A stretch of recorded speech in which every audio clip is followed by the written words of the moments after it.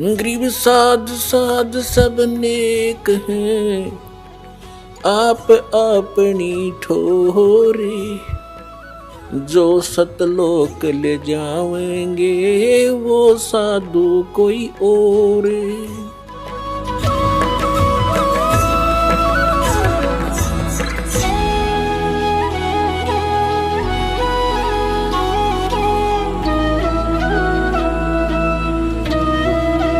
पुण्यात्मा,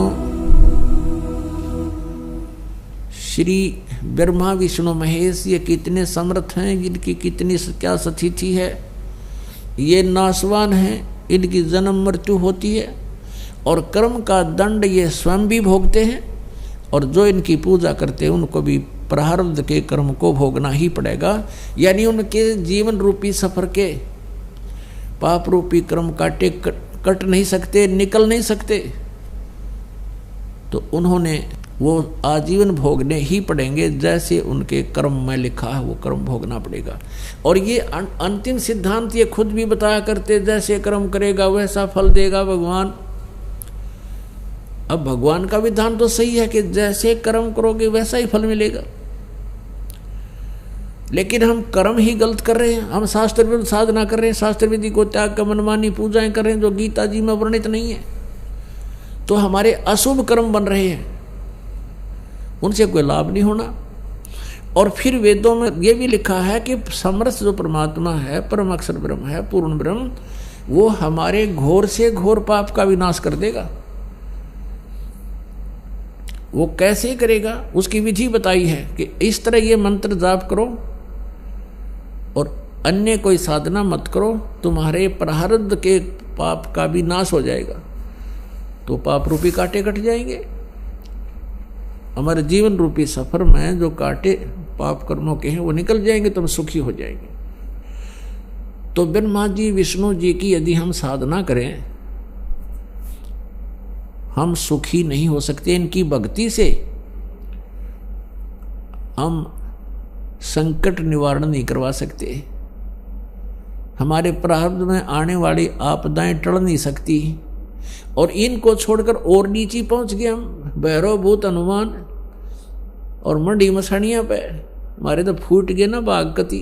बिना ज्ञान के हमने कहाँ पहुंचा दिए। भूत पूजो, अस्थि उठाओ, गंगा में इसकी मोक्ष करा के आओ। मोक्ष तो उस दिन कर दिया हमने, जैसा मोक्ष का पता था फूक फाक दिया, मोक्ष तो हमने हाथों कर दिया।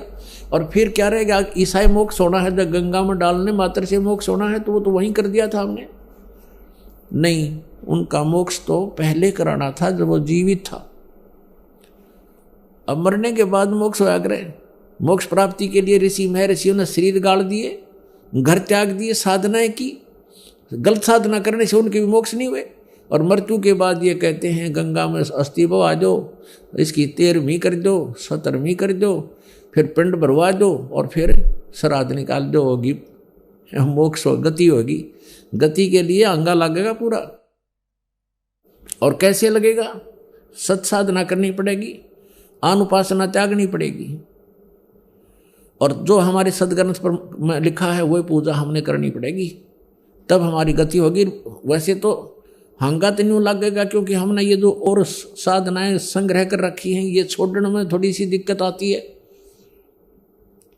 और ये छूट भी तभी सकेंगे जब आपको ये पता चलेगा ये खाम खाम डले ढोरे हैं।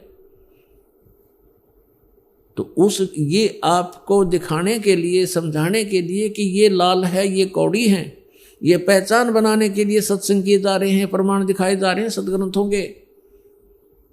नहीं तो पुण्यात्माओं, 2 अक्षर की बात थी, जब तुम्हारे अंदर ये अज्ञान ना भरा हुआ होता, नाम दे देता दास, मर्यादा बता देता, और आप भक्ति करो ठाठ से, बात तक खत्म होगी थी।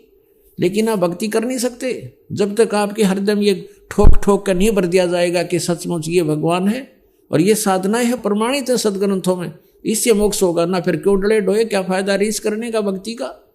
तो इस सत्य को सत्य सिद्ध करने के लिए आपको सत्संग सुनाया जाता है, ताकि आपकी रुचि बने।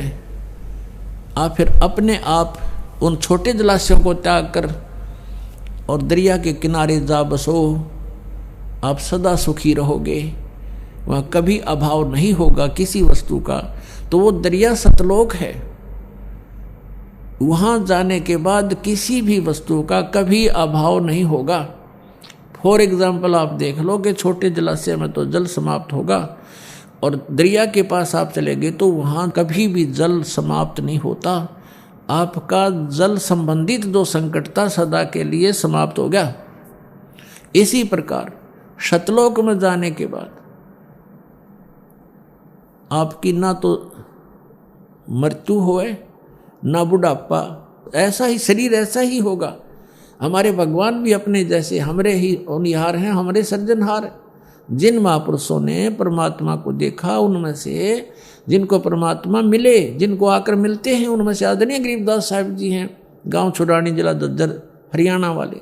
उन्होंने आंखों देखा भगवान को, कहते हमने देखा सो साच है और सकल प्रपंच।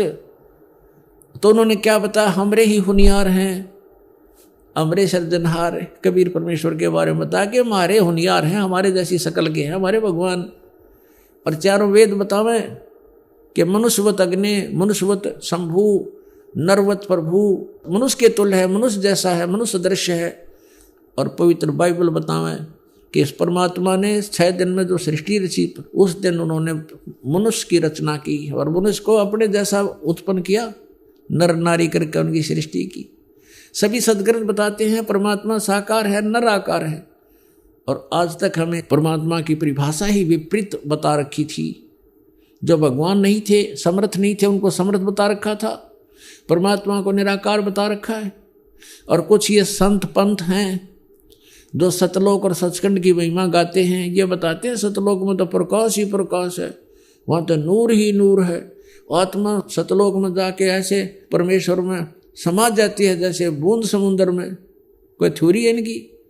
फिर क्यों डले डोरे जो वहाँ डूब के मरना है, समुद्र में गिरना और उसमें मिल जाना तो अपनी मौत मोल लेनी है। तो हमारी क्या इच्छा बनेगी, चलो कोई कहे चलो मोक्ष होगा समुद्र में डांक मारो, कोई बात हुई है? तो सतलोक में सृष्टि है, ऐसी ही सृष्टि है। सब बाग बगीचे, सब फल फ्रूट सदाबहार हैं, लेकिन वो बहुत सुंदर और बहुत स्वादिष्ट। वो कभी वहाँ पतझड़ नहीं आती, कभी गर्मी नहीं होती, ना सर्दी होती, बसंत जैसा मौसम रहता है। और कोई भी वहाँ वर्द नहीं होता, सदा युवा रहते हैं। वो ऐसा शरीर है, उसमें राग द्वेष नहीं होता।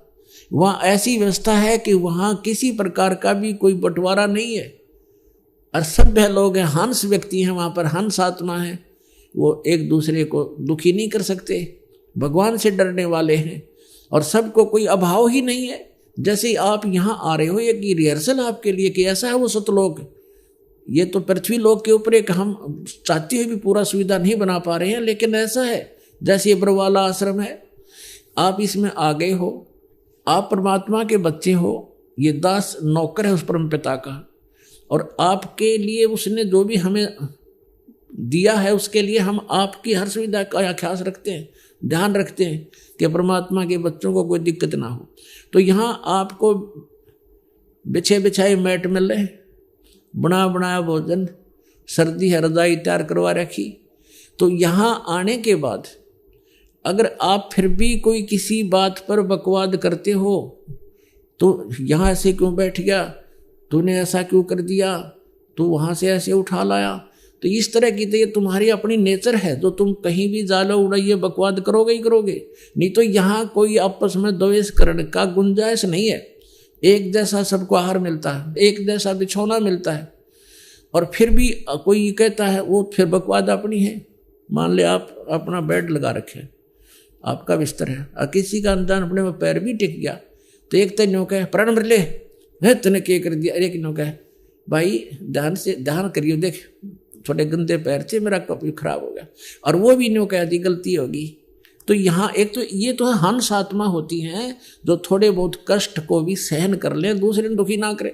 तो जो सतलोक जाएंगे उनके अंदर ये नेचर पहले बनाया जाता है कि वो छोटी छोटी बातों में बकवाद करना छोड़ दें, एक दूसरे से प्यार रखें, एक दूसरे के दुख में दुखी हों। तो वही आत्मा वहाँ पहुँच पाती है। जिनमें राग द्वेष है, एटबट की बकवाद भरी है, वो वहाँ कैसे जाएगा? वहाँ तो हंस आत्माएं हैं। और फिर वो शरीर दूसरा होता है, यहाँ तो ऐसा है जैसे अच्छी आत्मा है कोई, और बहुत ही अच्छी नम्र आत्मा है। कभी कभी बीपी हाई हो जाए, वो भी गलत बोल जाता है तो कर्म बिगड़ गए उसके।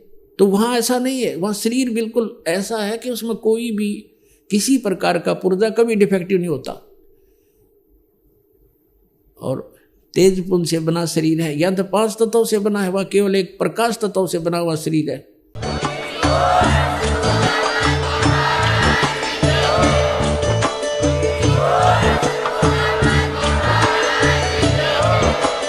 आप सुन रहे थे जगत गुरु तत्वदर्शी संत रामपाल जी महाराज जी के मंगल प्रवचन। अधिक जानकारी के लिए विजिट कीजिए हमारी वेबसाइट www.jagatgururampalji.org। संत रामपाल जी महाराज जी के शुभ आशीर्वाद से पूरे विश्व भर में 500 से भी ज्यादा नाम दीक्षा केंद्र हैं, जिन पर संत रामपाल जी महाराज जी द्वारा ऑनलाइन निशुल्क नाम दीक्षा दी जा रही है। अपने नजदीकी नाम दीक्षा केंद्र का पता करने के लिए संपर्क करें 8222880541।